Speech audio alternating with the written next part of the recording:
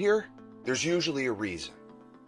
Not because everything is falling apart, and not because your life is out of control, but because something has been building for a while and you've started to notice it more. It doesn't always show up in dramatic ways. In many cases, it shows up in moments that are easy to brush off if you're used to carrying a lot. You sit down to do something simple, and there's a delay. You know what needs to be done, but something slows you down. You push through it because that's what you do, but it takes more out of you than it should. You finish a full day, and instead of feeling finished, your mind keeps running. You wake up already thinking about what needs your attention. You move through the day handling responsibilities, answering questions, making decisions, and from the outside, everything still looks fine. People would probably say you're doing well. They would probably say you're productive, capable, reliable, and handling life, and in many cases, all of that is true. That is what makes this so easy to miss. The outside can still look strong while the inside starts to feel heavier. And before we go any further, I want to ground where this is coming from so you understand why I'm talking to you this way. Now, I spent over 10 years in law enforcement in a high-pressure environment where clarity was not optional. In that world, you do not get the luxury of being vague, emotionally scattered, or internally noisy when something important is in front of you. Over time, I also had the opportunity for well over a decade now to travel, working with people in different environments in different countries, meeting them where they're at, and seeing hesitation, interference, coping patterns, and internal conflict show up in real time. I have watched people who look completely fine on the outside wrestle with something they could not fully explain on the inside. I have seen it in high performers, in professionals, in leaders, in people under pressure, and in people simply trying to hold everything together while telling themselves they were fine. More importantly, I have lived it myself. So what I'm walking you through here is not theory to me. It is not something I studied from a distance. It is something I had to understand from the inside first. My mission is simple. I want to serve people by helping them see clearly what is actually going on, meet them where they are at, and guide them forward in a way that is practical, honest, and grounded in real life.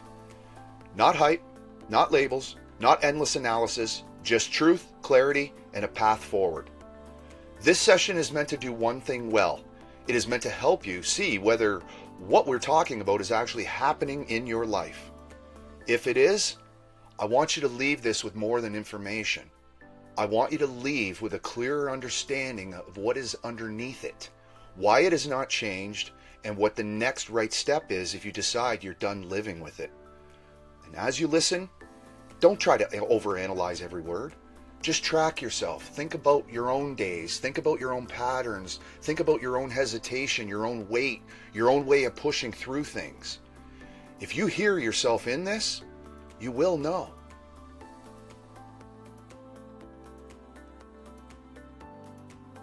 Let's start where most people actually live, because this conversation means nothing if it stays abstract. Now, most people dealing with this do not wake up and say, "Something is deeply wrong with me." It is usually not that dramatic. It is much more subtle than that, and because it is subtle, it gets normalized. It starts in ordinary moments. You open your laptop, look at a task you have done 100 times before, and instead of simply beginning, you drift. You look at something else for a second. You check your phone. You click into one more thing. You come back, you start, you stop, you finally get momentum, and once you do, you can still perform. That is part of the trap. Or maybe it shows up in conversations. Someone asks you something simple and your patience is shorter than it used to be. You notice you're mentally somewhere else while they're talking.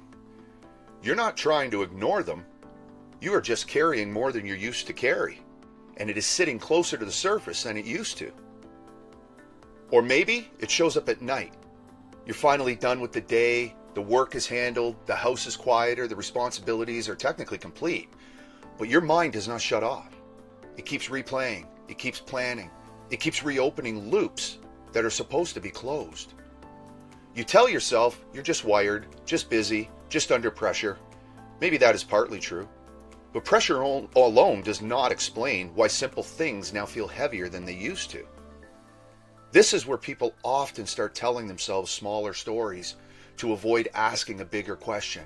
I'm just tired. I need a weekend. I need to focus more. I need to be more disciplined. I need to get back to my routine. Some of those things may help temporarily, but if they are the only explanations you're using, they can keep you on the surface of a deeper issue for a very long time. The real problem is not always obvious because the person can still carry a lot, and in fact, the people who can carry the most often wait the longest to question what is happening underneath them.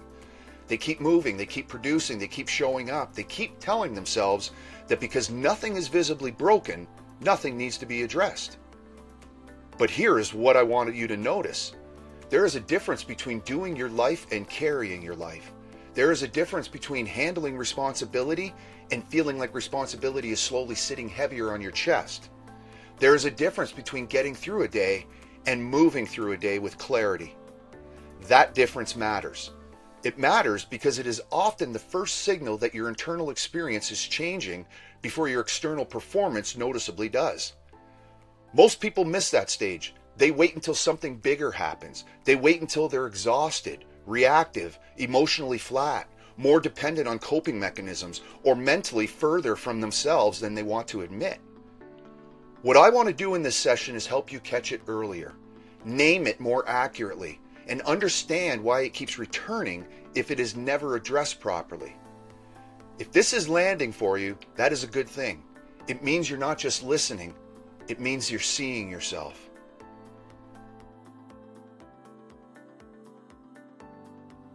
One of the biggest reasons people stay stuck here is because they keep trying to explain this feeling with wrong words. They call it burnout, they call it stress, they call it lack of motivation, they call it discipline, they call it overthinking, they call it needing better habits, they call it needing a break.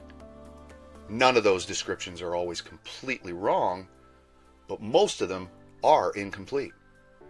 Incomplete explanations lead to incomplete solutions.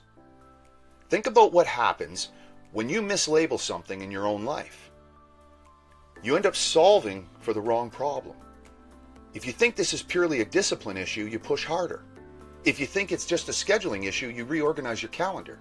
If you think it's only burnout, you take a break and hope time off resets something that was already building long before the break. If you think it's motivation, you wait to feel inspired again. None of those moves get to the layer that actually matters if the issue is deeper than your current description of it. What I've seen over and over again is that people are often still highly capable during this stage. That is what makes it so deceptive. They're not unable to perform, they're just no longer performing from the same internal place. What used to feel direct now feels negotiated. What used to feel clean now feels noisy. What used to feel simple now takes more mental effort. This is why the common labels do not fully fit. Burnout sounds like collapse.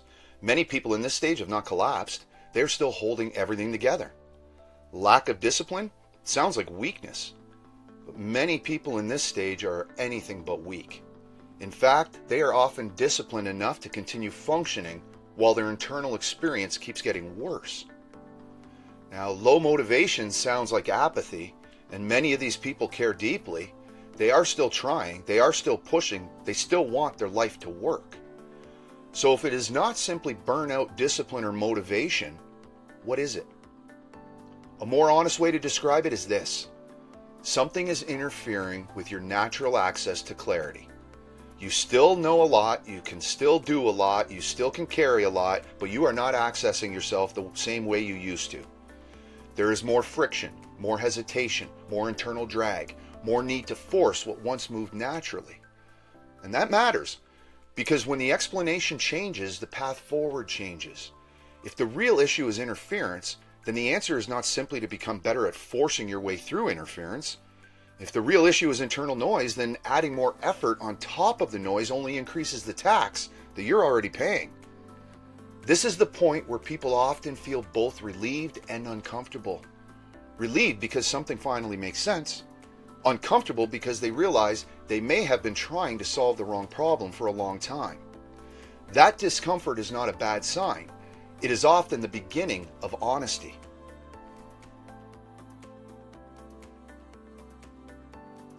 Now, this is the part most people avoid because it forces them to look ahead. If nothing changes, this does not usually turn into some dramatic movie scene where everything suddenly falls apart overnight. It is often much quieter than that, and in some ways, that makes it even more dangerous.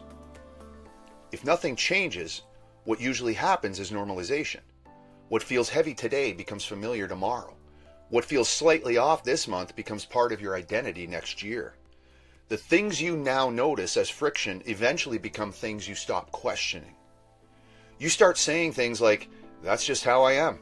That's just how life is at this level. That's just what responsibility feels like. That's just what success costs. That's just what happens when you have a lot on your plate." Now, maybe some of that is true in part, but when the cost keeps rising and you stop questioning it, you are not adapting in a healthy way. You are slowly getting used to operating further away from yourself. What used to require focus begins requiring force. What used to be a clear decision becomes a debate. What used to feel like a normal day begins to feel like something you survive rather than something you lead. And then this starts touching everything. It touches how patient you are with people you love. It touches how present you are when someone is talking to you. It touches whether your evenings are actually restful or just another version of mental noise in a different room.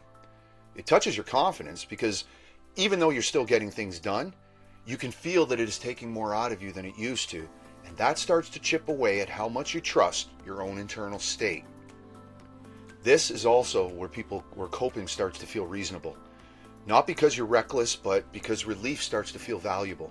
Anything that gives you a moment of distance from the pressure, the noise, or the constant carrying can start to feel justified. Maybe it is alcohol. Maybe it is scrolling. Maybe it is overworking. Maybe it is staying busy so you never have to sit still long enough to feel what is underneath. Different people choose different forms of relief, but the pattern is often the same. You are not moving back toward clarity. You are trying to get temporary relief from the experience of not having it. If that continues, the gap widens. The gap between who you know you are and how you are currently operating. The gap between what you value and what you are allowing. The gap between what looks fine from the outside and what you know is becoming harder on the inside. This is why I'm not interested in waiting for collapse before calling attention to something. By the time most people think they really need help, they have often been living with the early version of this much longer than they realize. My goal is not to make you afraid of where this could go. My goal is to make you honest enough to see where it goes when it is ignored. If you see yourself in that trajectory, that matters. Because it means the issue is not whether you are capable of handling life. The issue is whether you want to keep paying that internal cost indefinitely.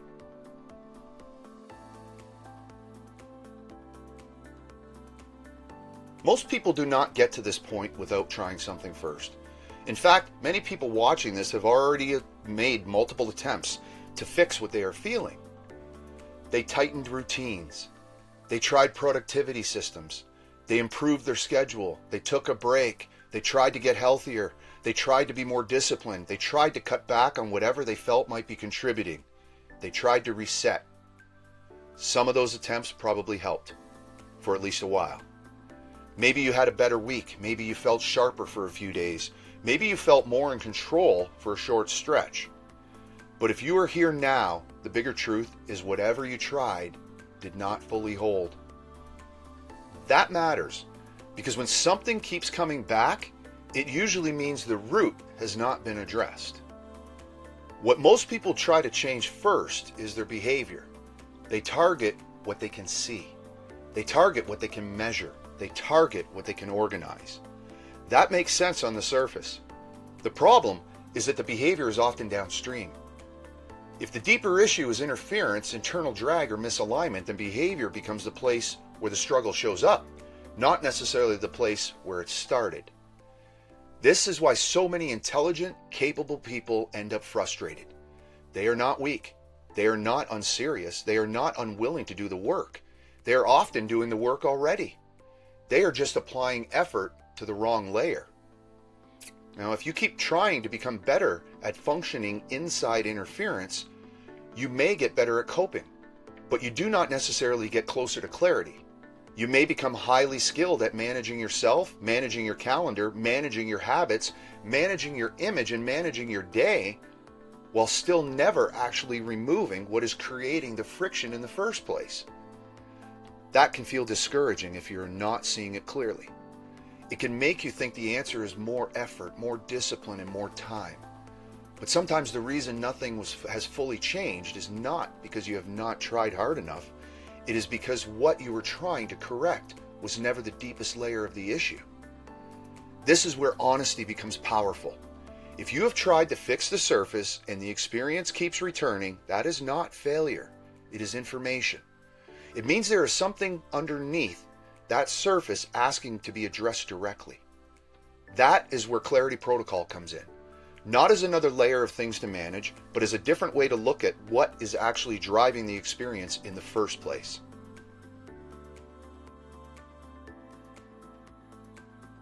One of the reasons people feel unseen in a lot of programs or personal development spaces is because they are often given one explanation or one path.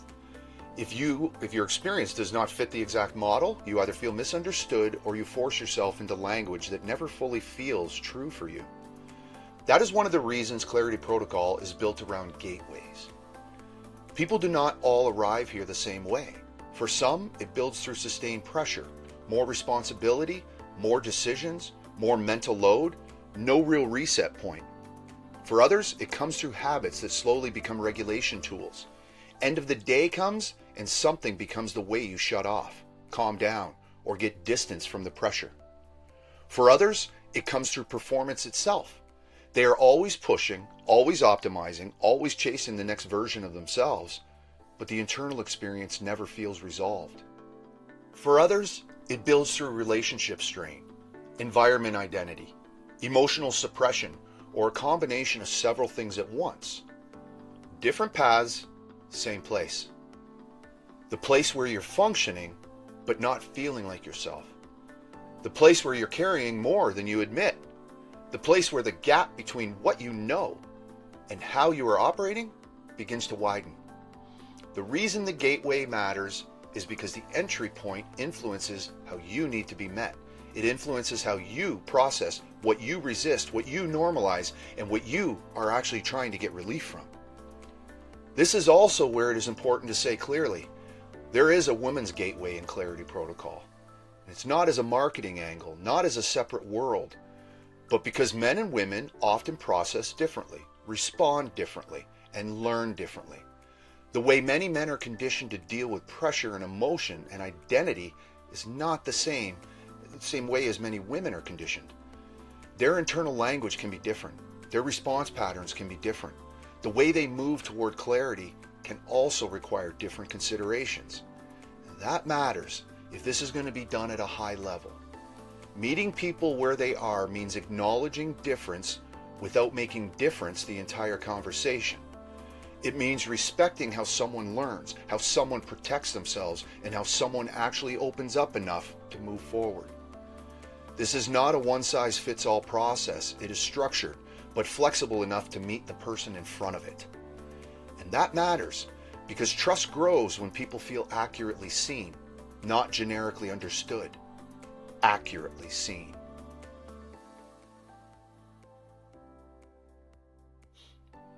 A lot of people misunderstand clarity because they confuse it with motivation, confidence, or willpower.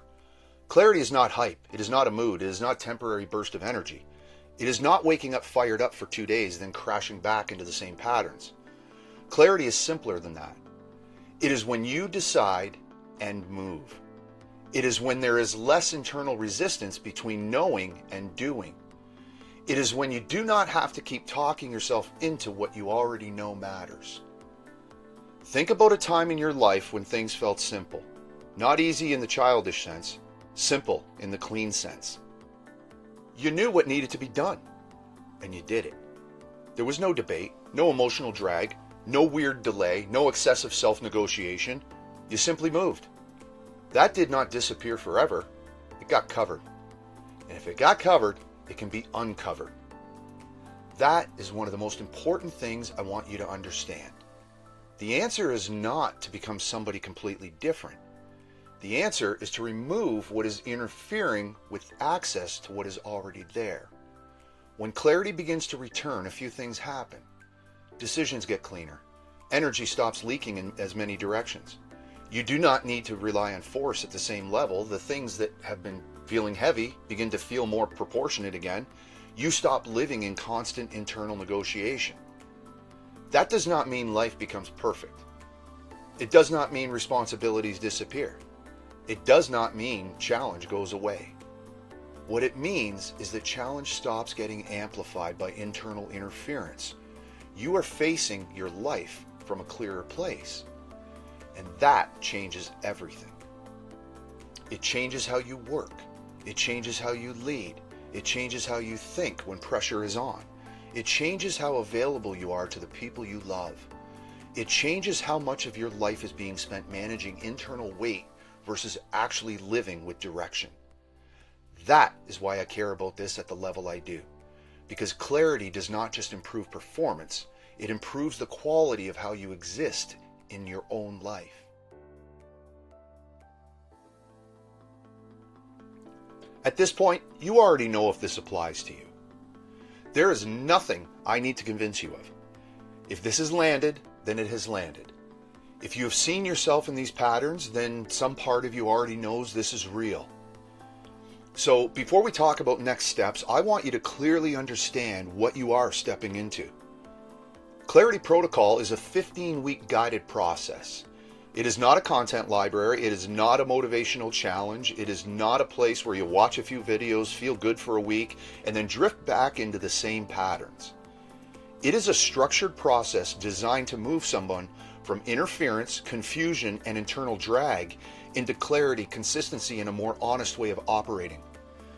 The reason it works is because it follows a progression. Each phase has a purpose. Each phase builds on the one before it. You are not thrown into self-improvement. You are being led through a sequence. The first phase is stabilization and truth. This is where people stop performing their way through the problem and begin telling the truth about what is actually happening. The second phase is pattern exposure. This is where the interference becomes visible, not just the obvious behaviors, but the sequence underneath them. The third phase is disruption and removal.